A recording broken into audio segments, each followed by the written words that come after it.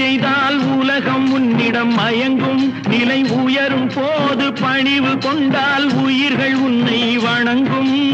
உண்மை என்பது அன்பாகும், பெரும் பணிவு என்பதும் பண்பாகும்.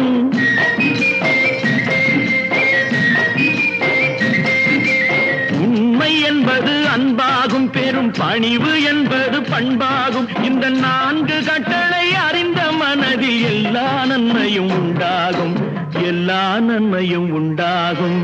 6 மனமே 6, அந்த ஆண்டவன் கட்டளை 6. 6 மனமே 6, அந்த ஆண்டவன் கட்டளை 6.